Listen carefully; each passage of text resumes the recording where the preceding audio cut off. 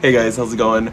We are headed to the driveway right now. I'm standing on the front porch and we're gonna go do our garden tour, and I'm so excited to take you guys along for this garden tour. The tulips are looking so beautiful right now. Everything is looking so nice, and like things are starting to bloom, and spring is here in California. I know a lot of you guys are still under snow, but spring is here. Spring actually feels like it's coming to an end because we've already had a few days that have hit 70 degrees. So let's go out to the driveway and I will take you guys along for our garden tour. All right, you guys, we're starting up the very front of the house and this is what it looks like. All the arbs are starting to like get their color in, the tulips are blooming, the butterfly bush is starting to completely bud out, and it's just looking so good. It's about 7:30 this morning, so all of the tulips are still closed, and all of the parents are dropping off their kids right now at school. So there's gonna be a lot of car activity, and I'm gonna probably look like a crazy person out here filming the front of my house, but that's okay. So this tulip blend right here, this is called Shocks and Struts, and you can see that it's got all of these different colors in it. It's just looking so incredibly good. I've been really happy with the way that this tulip blend does look. I do have a couple issues in some certain areas with it, but we will talk about that when we get to those areas. This is the Laura Pedlum right here. Janie bought me this for my birthday last year, and obviously we painted it on accident. But it's pushing out new growth and new flowers, and so it's all just coming together really, really well. There's a poppy back there. It's a very bright orange poppy, not like the California poppy. It's one of the like bread seed poppies, and it's like very frilly and orange. I don't know when that'll bloom. Probably by April that should be blooming. And then coming over to this side over here, we have these tulips here, and these ones seem a little bit lighter, and I don't know if it's because they get more like sun or what it is, but these ones are really, really pretty. I'm loving these like peachy white colors. And then I have my Eden Climbing Rose that has already started to completely fill out, so that's really, really exciting. It's just coming together and it's looking so good. I mean, I just love the way that the tulips look. And then look at that. It just kind of draws you back here and you're like, oh, what's going on back here? So I still have these two containers here. These are my winter containers that I had. I need to change them out, but I just haven't. We're gonna look this way really quickly. So I have the forsythia right here, and then I have tulips, and I planted a ton more tulips in here, but they didn't all come up, so I'm not exactly sure what's up with that. Like, I know that I planted a bunch right in front of the Buddha and along the side of the Buddha, and I know that I planted probably 15 just over on this one side right here. So they came up very spotty over on this side, but I mean, they look good right there. Turn this way slowly. You guys can see all of the tulips here, and I think something might have happened when they sent out the tulips, because you can tell where I picked new bags. So this is one bag of tulips right here, and then this was another bag of tulips, and then these are all pretty much the same. So I think that I might have gotten a rogue bag of tulips in this one area. The leaf color is very like icy blue on these compared to the other ones. I don't know how well it picks up on camera. It actually does not pick up on camera. But these ones are more icy blue in real life, and these ones are very green. So not sure what happened with that. But there are so many tulips in here. There are hundreds in this bed. I think there's like 400 in this bed alone. And then look at this. I had planted tulips in here, and I think that they didn't quite get enough water is what it is. And so that stunted their growth. So these ones up here are, I mean, look at that. These guys are so tiny. It's so funny. They're so short, just a couple inches tall, compared to right down below. They're absolutely massive. These are like the normal length. These are like 12 to 14 inches tall right down here. I am extremely happy with how the front looks at this springtime. I mean, the side yards look a little messy. Like you can see, I'm getting ready to mulch, so I've got piles of mulch coming in. But along with the tulips, I don't even care. It's just so pretty, and it's so funny to see how many people slow down to look at the tulips when they drive by. It's really, really funny. We live kind of on a busy road. It leads right to one of the schools, and the parents all just slow down and they stare at all of the tulips and everything coming together here. So it's really, really cool. I'm really happy with how it looks. I know so many of you guys are under snow, And here I am with my tulips already starting to fade. We'll get them probably another week or so, but for the most part, they're almost done. Isn't that crazy? I know you guys are still under snow and you guys still have months until spring hits, but this is gardening in California. All right, let's go to the backyard now. I'm not gonna show you getting into the backyard because it is a mess. So we're just gonna head directly into the backyard now. So we're gonna come in through the gate right here. And this leads directly to our backyard. And of course, Freya always sitting right there.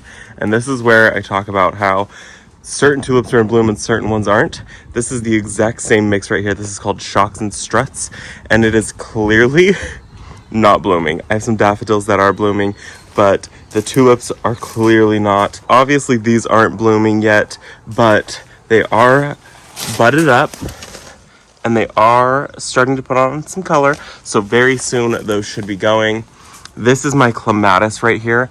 And probably the next garden tour that we do, it'll be in full bloom. Let me show you guys this. This is called an evergreen clematis. I'll pop the official name up on it, but it is starting to bloom. It's so exciting. And there are hundreds of more blooms to come along this entire thing. I mean, they're everywhere on this. So probably in about 2 weeks time, this will be in bloom and these will all be blooming. You guys saw last month, technically, when I finished this, but I still have yet to fix the irrigation on it. But I removed the ice chest that was here. I still need to make a window box. I'm gonna make the same one that's in the front yard, and I have the same ones that'll be on the shed, so they all match. And then we filled this in. This was all bricks, and this was all bricks. I'm sure there are people here that haven't seen that before. If you go back and you watch the previous month's garden tour, you'll see this was a brick area and this was a brick area. And I just laid all of this beautiful gravel, and then we did some steel edging. This is from a company called Edgerite. It's really, really pretty stuff. And then we're gonna come down this way. I still have lots of work to do, but I've got daffodils blooming here. And then this is a really fun daffodil. I've got it tucked in multiple places. This is one called Mary Poppins. It's a daffodil, and it's quickly become one of my favorites. I really love it. I've got them tucked into this bed, and then I have them tucked into the topiary there.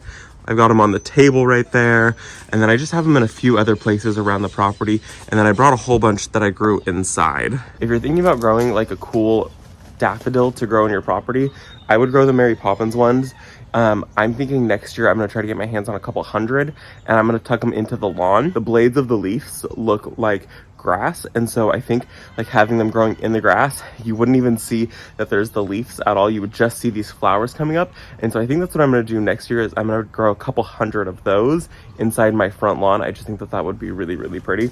So I'm going to recommend that if you grow any bulbs for next year, definitely grow the Mary Poppins. All right, and then if we come this way, Freya is always here to greet you with her ball. Over this area, this is a saguaro cypress, and I just transplanted this not too long ago. It's supposed to look like a cactus with its like arms. It's become one of my favorites. It's grown pretty quick. It's about 3 years old, and it's almost as tall as the house back here. And when I bought it, it was probably about this tall, so it's put on some really good growth. I did just transplant it though, so we'll see if it, you know, it freaks it out a little bit. And then I've got 2 terracotta rolled rim kind of flanking the walkway. I'm going to move them in just a little bit closer. And on this side, it's a lemon tree. And I have some diachondra silver falls in here. And then I also have this sedum growing in it. And then along it, there is a creeping fig, which is from this creeping fig. Oh, and there's Sadie. And the creeping fig is starting to grow up the house. And it's probably my favorite thing. I love creeping fig. So lemon tree, diachondra, sedum, creeping fig.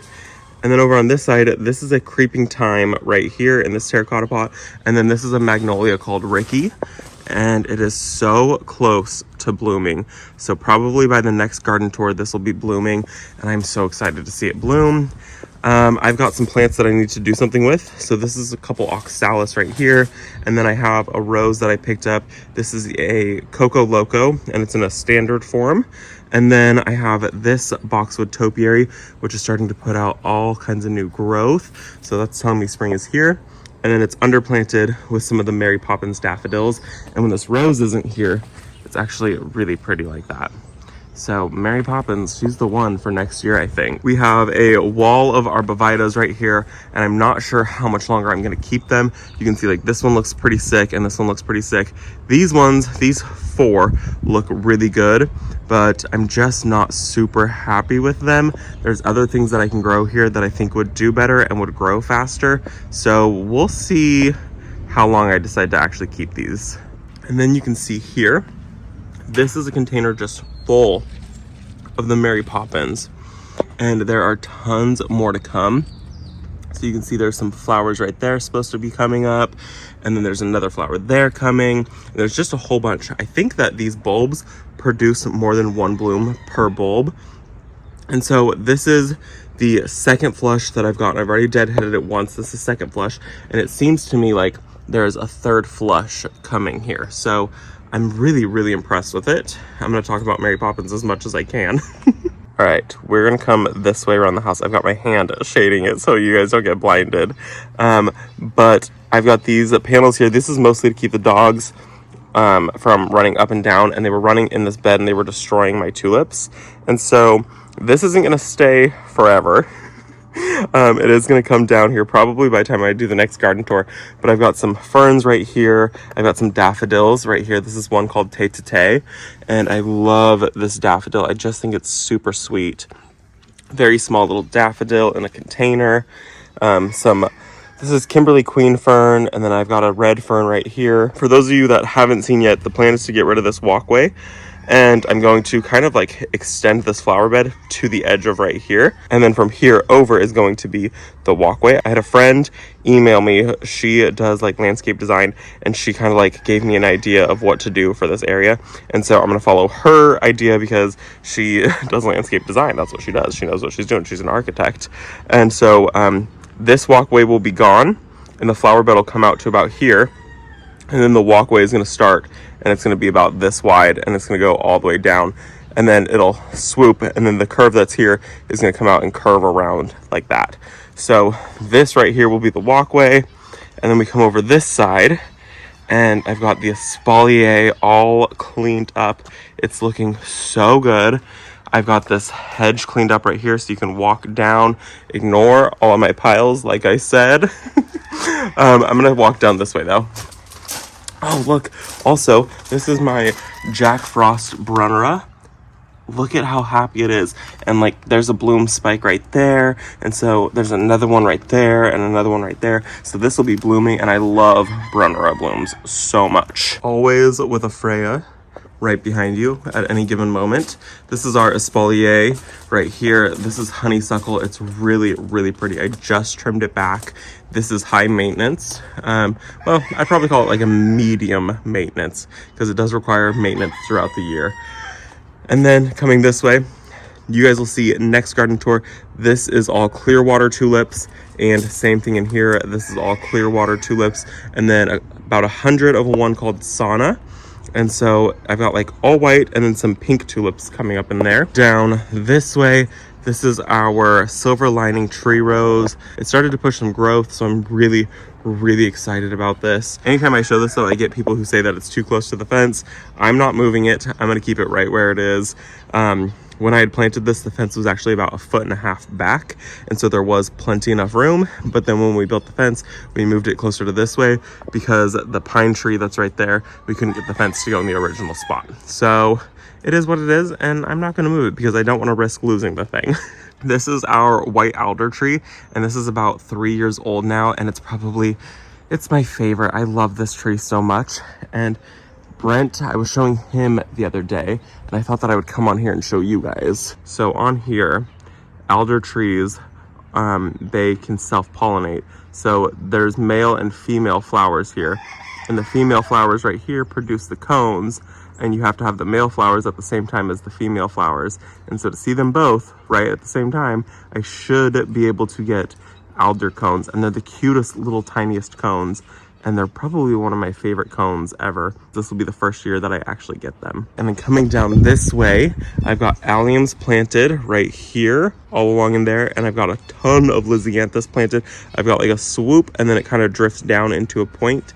I'm really excited about the Lisianthus.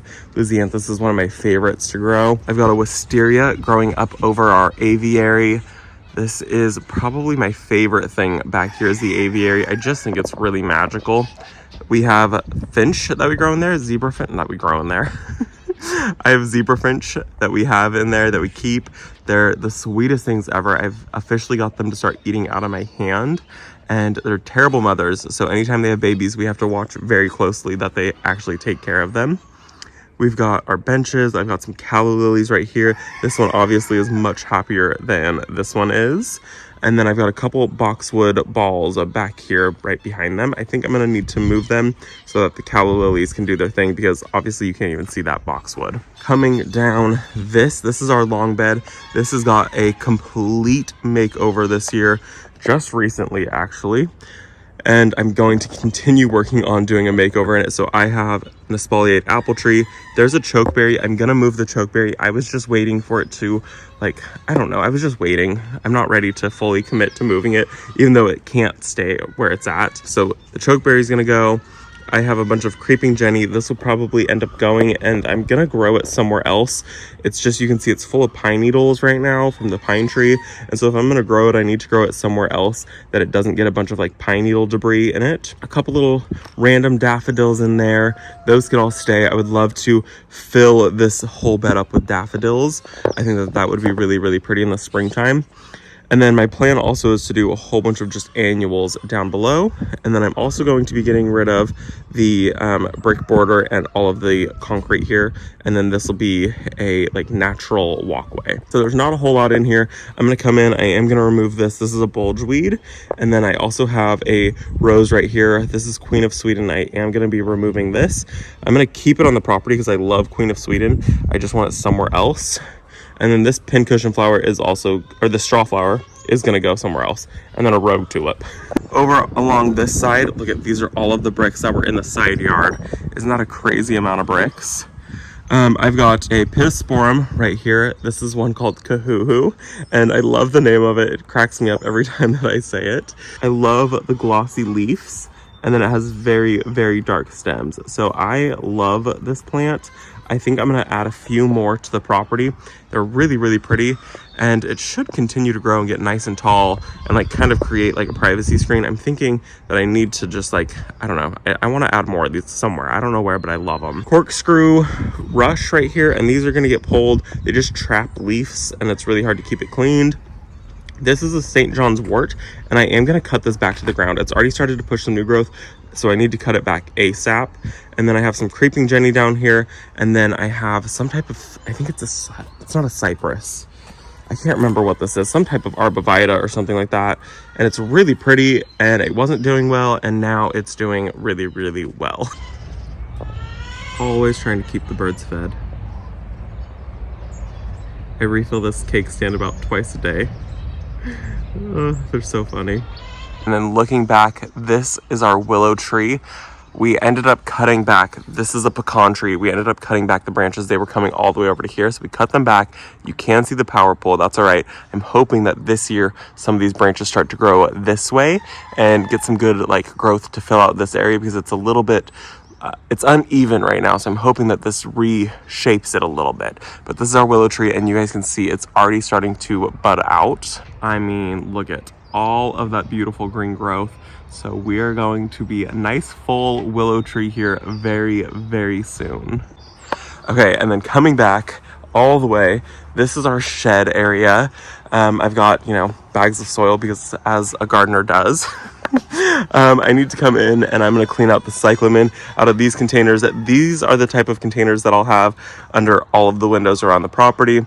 We've made them. I just think they're really, really pretty. I love them. So I'm going to come in, just clean out the cyclamen, and I'll pop something else that has a little more like spring color instead of a Christmassy color.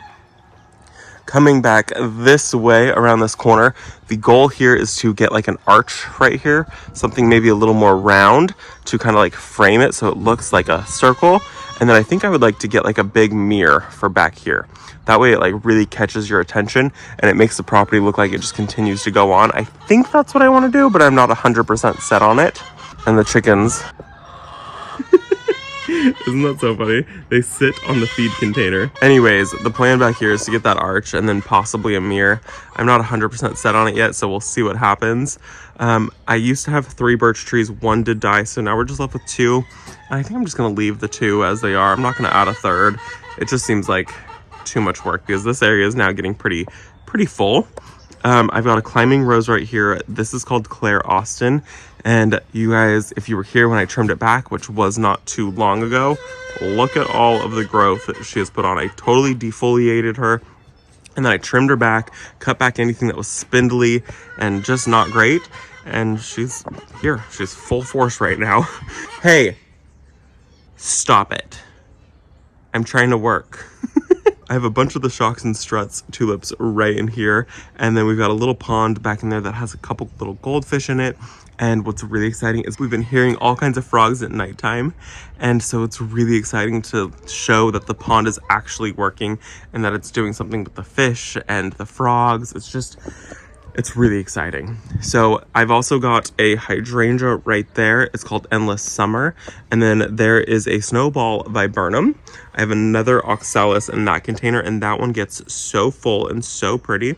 And then this is a pink iceberg rose. And oh my gosh, it is to die for. It is so full. It is so hardy. I mean, you can see how, like, those are some thick canes. It's very happy. Okay, and then we're gonna come this way. This is the vegetable garden. I think I'm gonna just skip past this today and I'll go more in depth for the next garden tour. But I also have some shocks and struts right over there. I have a grape growing and the grape is going to get pulled, but I need the tulips to bloom and be done blooming before I pull it because I don't wanna disrupt all of the tulips that are down there. Turning this way over here, we're gonna get nice and close to these tulips. In this area right here, this is all shocks and struts also, and then it's some daffodils that lead down. I had a couple birch trees right here. We decided to go ahead and remove them, and I'm gonna plant something else after we fix the fence. I'm hoping to get it done in the next like 2 months to get the fence completely finished. We have beautiful fencing around the entire property, except for from there all the way down to right there. So that's the plan, is the next 2 months to get this finished. It's just a lot of work to do a fence, and so I think we burnt ourselves out doing it.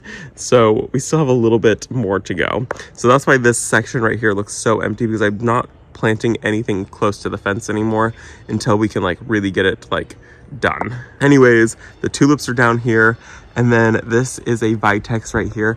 And if you have room for a vitex, I would definitely grow one. It's really pretty leaves, it's got really pretty berries, and then it blooms non-stop during the summertime. And I'm trying to train mine more into like a tree form, so I've cleared everything up from here, so that way it's nice and open and airy. And then I'm gonna let all of the growth happen up above. And then that way I can see kind of the structure of this, because I just really think that it's like, I don't know, I like the contorted look of it. I've got some drip tubing right here that I need to fix, but I just love the way that it looks. So I wanna be able to see that. So that's why it's nice and open like that. And you guys, you can see, look at all the colors starting to happen. So in the next week or so, we'll be back here again to do a full tour. I've got my berry bush right here. This is the Berry Poppins Winterberry, and oh my gosh, it is so beautiful. This is one of my plants that was like my dream plant. This is one that I had on my list of things that I so desperately wanted. Look at how pretty those berries are. I just love the way it looks, and I can see it from my living room window. I stare right out at it, and it's just so pretty. It's gonna glow. And I can't wait to see it when it's got the black fence behind it. It's just gonna like absolutely shine. It's gonna be so pretty with the black fence. Right next to that, this is a Pyrrheus japonica, and this is almost in bloom, not quite. So probably by the next time that we do our garden tour, it should be in full bloom. It's just barely starting, but not quite there yet. Moving down from that, there's not a whole lot more until we get to this section over here. This is a lemon cypress, and I think that's what I'm going to replace those arbovitas that are right over there with, because this is about 3 years old, and when I bought it, it was about this tall, and it's got quite a ways to grow also, and it does really, really well in my zone 9. I think it's only hardy like zones, I think it's 7 or 8 and higher, and so I can grow it no problem. I can't grow arbovitas, but I can definitely grow the lemon cypress, which this is like one that you see everywhere during Christmas time, and it's usually in like topiary form, or like they like do like the Grinch trees with them. So this is one that you see all the time. Down here though, look at the daffodils. They're starting to come in, and I am so excited. Look at the tay-to-tays. Those are always the very first to bloom. Very, very pretty. And then I have a hops bush right here, a hopseed bush, and I was either thinking about replacing the arbs with the hopseed bush or the lemon cypress. I haven't quite figured it out yet. This one grows fast and it fills in, and it's an evergreen also. It's also for higher zones, and it's red in the wintertime, and then eventually those will all turn to a very bright green color, and it's really, really pretty.